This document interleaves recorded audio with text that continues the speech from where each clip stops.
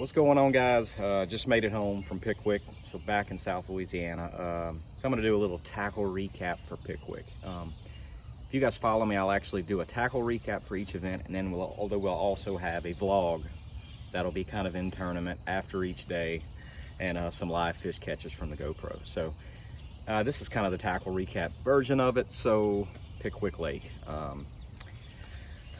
bit disappointed.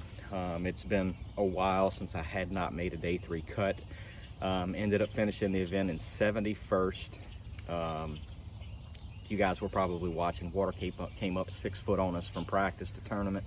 We had some big storms, so we had to re-find them. A lot of guys did. I just simply did not. Obviously, you know, weighed in 3 fish that weighed 11.5 pounds the first day. I had a couple of nice ones. So I kind of thought I was on something going on at that day 2 if I could just get enough bites doing it. Day 2 only had 3 bites, you know, 3 bites, 3 fish that weighed 8 pounds. So ended up finishing it in 71st. You know, totally different lake than it was when we were pre-fishing. The water was 6 foot below summer pool, and then it came up to over full pool by the time it started. So, you know, practice was You know, I had a couple of good days. I had kind of an idea of what those fish were doing and what to look for. In practice and the tournament, you know, really one of my go-tos was that dude right there. You guys know I throw it. That's the Sproa Ruku Shad 75. It's 5/8. It's bigger profile, mudbug red, and of course that 7.3 medium heavy fast Victory rod by St. Croix. Might be one of the most versatile rods on the planet right here, because both baits that I'm going to show you guys that were my keys were both on this rod. Very versatile. But you know, Pickwick's got a lot of current to it, and what, you know, a lot of people were concentrating on current seams, but anytime I had a current swing or a channel bend that had a current seam on the edge of a flat, that's what I was looking for. I caught a couple of big ones in practice doing exactly that, and actually I caught a really good one. One of the 3 fish that I weighed on day 1 was doing that, but they were of course up more. A lot of the flats that I fished during practice were in, you know, just a couple of foot of water, and now they had 8 foot of water and rolling current. So I had one of my good fish on day 1, came on that setup right there, 15-pound fluorocarbon. Again, the Victory 7.3, medium heavy fast, incredible. So, you know, and what you guys are gonna see, y'all saw I posted a picture, you know, I caught like a 6-pounder on day 1. And you know, that place has got a lot of reeds in it, and you can tell that's where those fish were gonna spawn. When during practice, all that was just completely dry.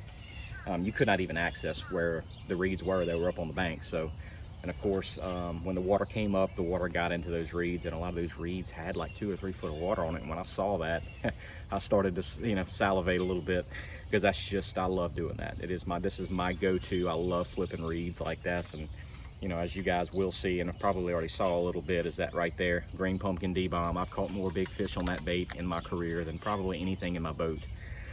I was rotating between a 1/2 ounce and a 5/16 because there was a lot of trash floating in the water that got blown up against the reeds, and I'd get to an area like that, I'd pick up a 1/2 ounce and I'd try to get that thing to punch through it. I just simply could not get enough bites. But again, same rod, Victory 7.3 medium heavy fast, so versatile. But that green pumpkin D-bomb right there is just, it's just my comfort zone. And you know, the problem was I just couldn't get enough bites doing it. You know, I ran into that a little later in the day on day 1 when I started flipping. I just wasn't getting a lot of bites, but when I got one, it was quality. So day 2, I actually felt pretty good. I said, I'm gonna go and I'm gonna look for reeds, new sections, and just go fishing and try to get enough bites. Because I knew if you can find an area where you could get enough bites, you're gonna run into a couple of good ones in that place. That's just, it's that time of the year. If you catch 4 or 5 fish, if you catch 5 keepers, they're gonna weigh 13 to 17 pounds. I mean, they're fat, they're healthy, and you'll run into a couple of good ones. So, you know, day 2, I ran some new stuff, I ran old stuff. You know, I did a lot of flipping, and I just simply could not get bit. You know, I ran a lot of current seams, swim baits, the lipless. I mean, I could just never re-find a population of fish. Late in the day on day 2, I pulled into an area that obviously a lot of people were in that I hadn't been to yet. Everybody was flipping reeds, and I ended up catching all 3 of mine in there. You know, pulled in there, and Hackney was in there, and West Logan, and 4 or 5 other anglers, Hartman. We're all around each other. I just simply could not get enough bites. But you know, hats off to Bill Lowen for winning Pickwick. He's an awesome angler, and I cannot believe it's taken this long for him to win one, because it seems like anytime that we're in a shallow water fishery, he is in the top 10. It's just, he's extremely good with that.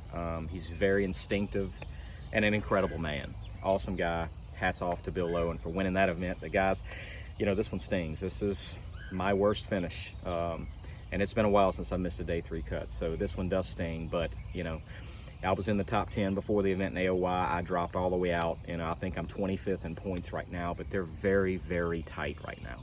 I'm only like 15 or 18 points out of the top 10, even in 25th. So Sabine River coming up in a couple of weeks, guys. That is about as back home as we're gonna get for me. Shallow water, very shallow water, tidal, current, river system. You know, I'm excited for that one.